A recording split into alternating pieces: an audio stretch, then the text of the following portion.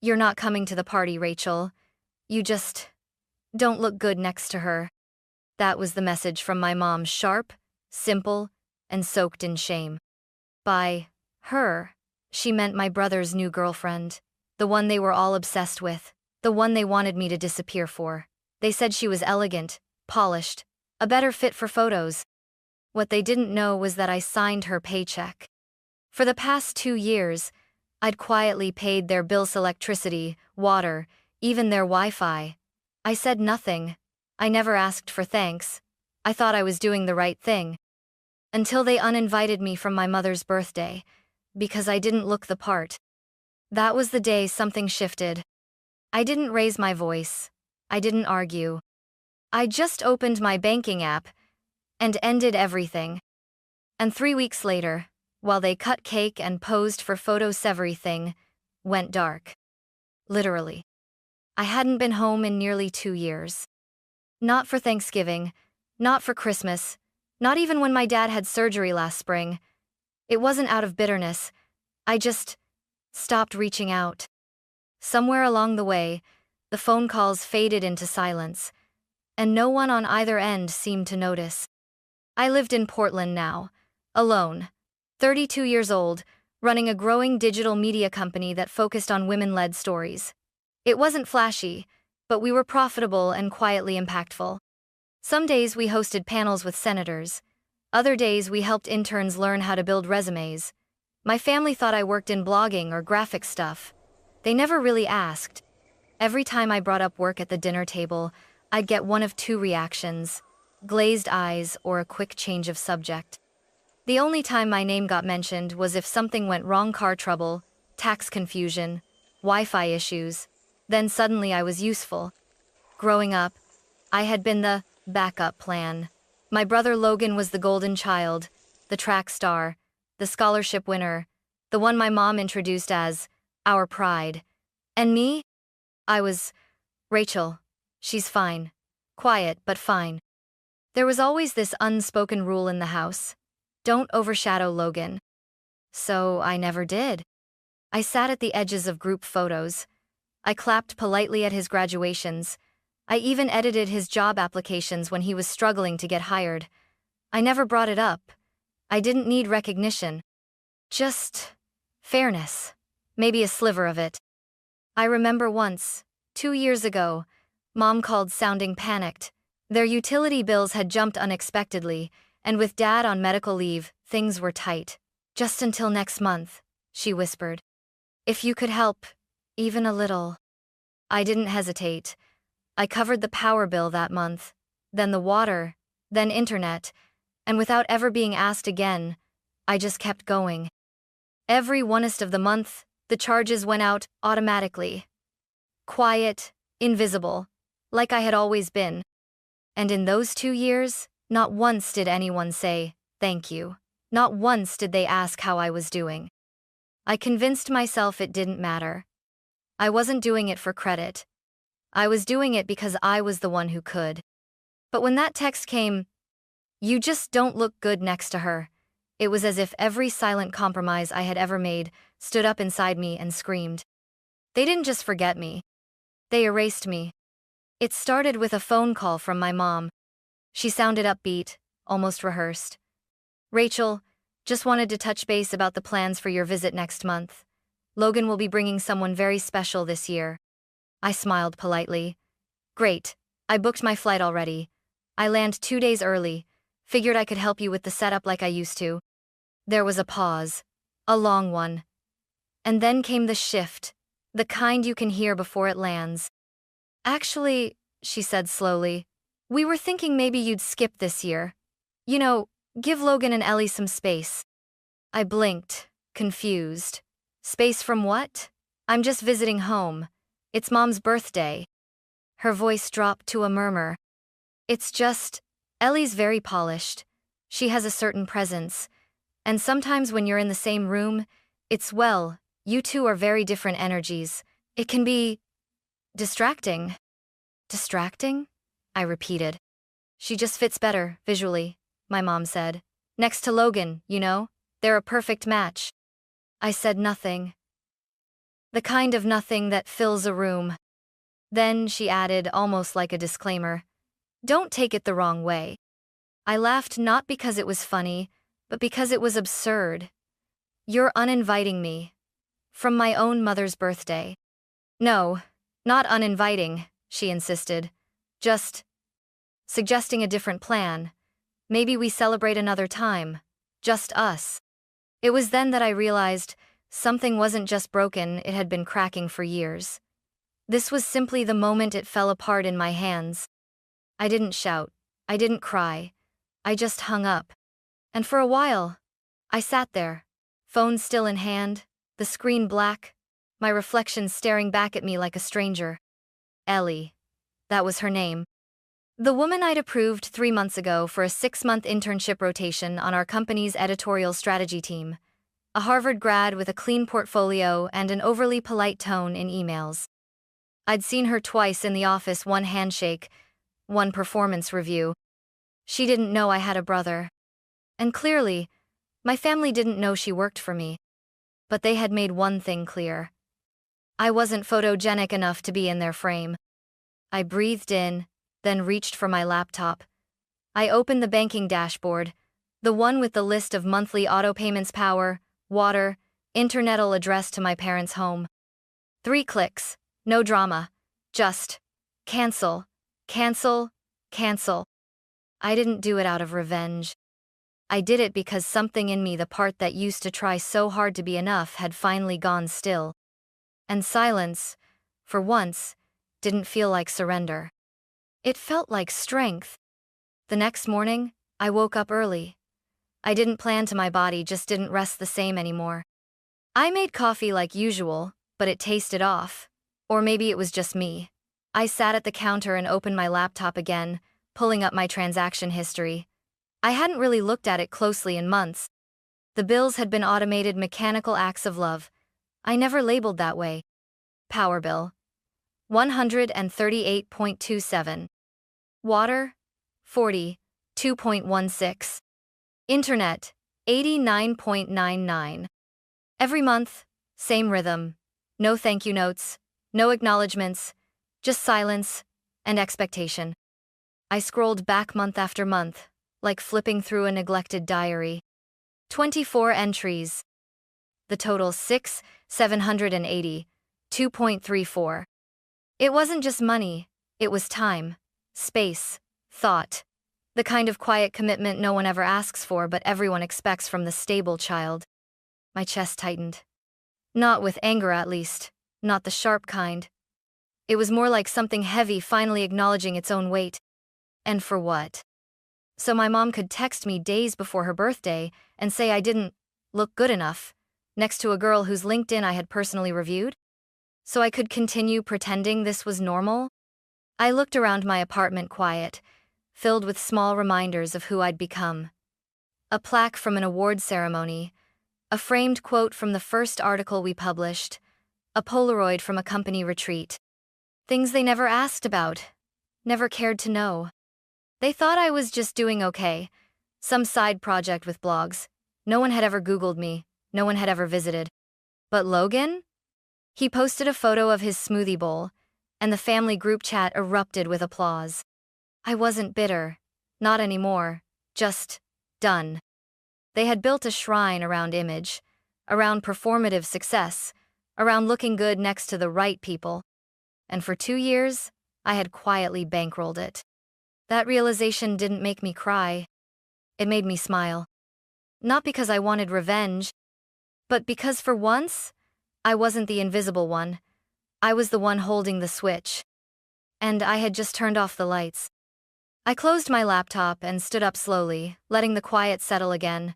I didn't need to prove anything. Not to them, not anymore. If they didn't want me in the picture, fine. But they had no idea how much of that picture I'd been holding together. The day of the birthday came like any other. Gray skies rolled over Portland, the kind that matched your mood before you even had time to feel anything. I didn't set reminders or mark it on my calendar. I didn't need to. My body remembered. It was 3 p.m. when my phone lit up. MOM, incoming call. I let it ring. A minute later, Logan, incoming call. Then, unknown number. I had to guess who that was. I turned the phone face down and let silence stretch like a second skin. 10 minutes later, the text started. Mom. Rachel. The power just shut off. We have guests here. Please fix this. I read it once, slowly, then again, as if some part of me still expected an apology to appear mid-sentence. Logan. The water's out too. What's going on? I could almost hear his irritation bleeding through the text, as if the world owed him uninterrupted comfort. Then, Ellie texted. Ellie. The internet is down. I can't get the slideshow to load. Everyone's waiting. That one made me pause. She had no idea, of course. To her, I was just the name on her performance review, not the woman who'd read her cover letter twice, who'd bumped her application forward based on instinct, not credentials. She was about to find out. Not because I was going to say anything, but because the truth has a way of slipping through cracks when silence becomes too loud. I made tea, watched steam rise, then vanish. Then I finally typed one message. Rachel. Sorry, I'm not handling household support anymore. I left it at that. No drama, no explanation, just clarity. For 2 years I had patched the holes, paid the bills, ensured their celebrations ran smoothly in the background. But this time, the background walked away. And suddenly, everything stopped working. I didn't feel guilt. I didn't feel power. I felt space. As if the absence of obligation had created room to finally breathe. Outside my window, the city moved, cars passed, leaves skated down sidewalks, life continued. Inside that house, they were scrambling. Calling me not because they missed me, but because they had no backup plan. I had always been the backup plan. Not this year. This year, I chose myself. And they were about to discover what that felt like. By 5:20 p.m., my phone was vibrating nonstop. Missed calls, voicemails, texts tumbling in like an avalanche. Every few seconds, please call. This is serious. What's going on? My dad, who hadn't said a kind word to me in years, even texted, in all caps. We need electricity. People are starting to notice. I almost laughed. For the first time, they weren't ignoring me. They were depending on me. Not to be there, not to look pretty, not to take a side, but to fix everything, like I always did. Except I wasn't their invisible fixer anymore. I was just gone. And then came the video call. Aunt Valerie, the only one in the family who ever saw me as something more than a background character. She used the same outdated app we used when I was a teen, only she would try to reach me that way. I answered. She appeared on screen, standing awkwardly in the kitchen, the same kitchen I grew up in. Lights dim, conversations muted in the background. I saw flickers of confusion, Logan pacing. Mom whispering something urgent. Aren't you going to help them? Aunt Valerie asked gently, not accusing, just confused. I didn't answer immediately. Instead, I watched, listened. Rachel, your mom's a wreck, she continued. People are asking questions. Ellie's trying to keep everyone calm, but... She stopped mid-sentence. Her eyes moved slightly, focusing on someone off camera. Then a familiar voice cut in, clear and polished. Sorry, I didn't mean to interrupt, but... Ellie appeared on screen. Hair perfectly done, soft smile in place, wearing a dress that probably cost more than my monthly rent. She looked straight at me. And froze. For a full 3 seconds, she didn't say a word. Then came the slip. Oh, hi Miss Hayes. She blinked. Then her cheeks flushed with confusion, realization, and something dangerously close to fear. Behind her, Logan's voice. Wait, what did you just call her? Ellie tried to backpedal. Two meant Rachel. It's just at work we call her. He cut her off. At work? More murmurs. People glancing over their shoulders. Mom and Dad now facing the screen, jaws slightly parted. Logan leaned forward. You? Work for her? Ellie hesitated, then nodded slowly.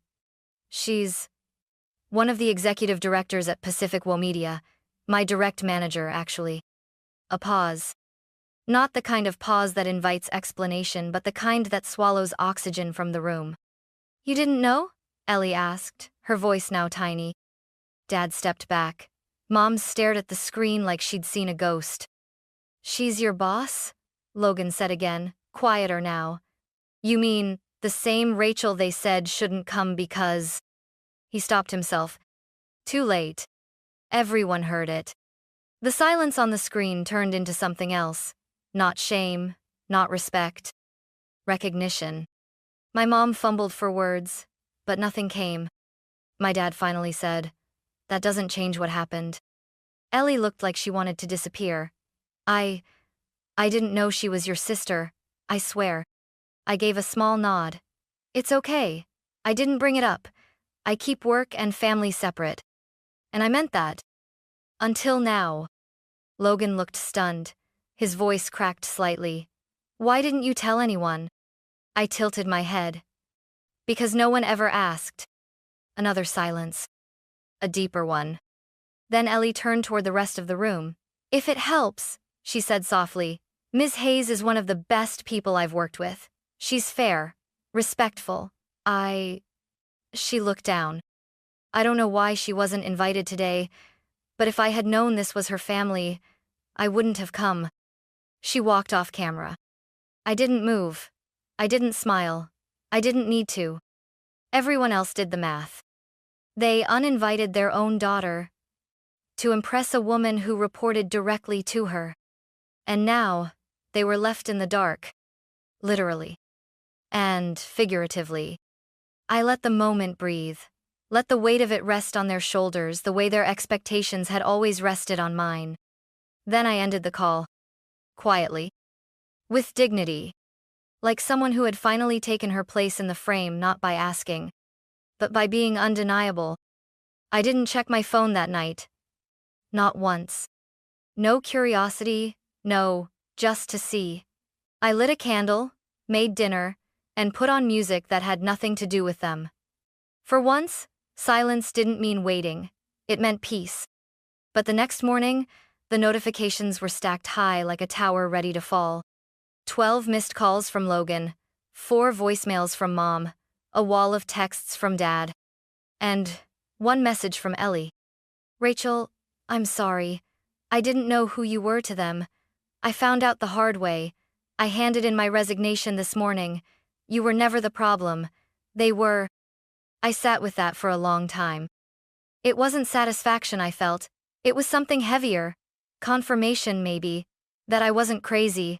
That the subtle cruelties over the years had actually happened. I just survived them better than I thought. By noon, Logan finally sent what he thought would fix everything. "I know things got out of hand, but can you at least tell Ellie to stay? She really needs this job. You're her boss, after all. 1 word from you and she'd reconsider." I stared at the screen. 1 word. 1 word from me. That used to be all I needed to hear from them too. Just 1 word. An apology. A defense. A moment where someone said, "Rachel matters." They never gave it. And now, when their image is crumbling, when the girl they chose over me is walking away, they finally come asking for my influence. I typed carefully. "She left because of who you were, not who I am." Then I put the phone down and opened my laptop. A scheduled staff meeting was starting. I stepped into it with a steady voice, notes ready, vision clear. Not once during the meeting did I think of Logan, or Mom, or Dad. Because they no longer had space in the version of me I was finally choosing. Later that evening, I got 1 last message from Dad. "You're taking this too far. We raised you. You owe us more than this." And I replied, "For the first and last time, I don't owe anyone who made me feel less than. No more. No less." And I pressed send without shaking. A week passed.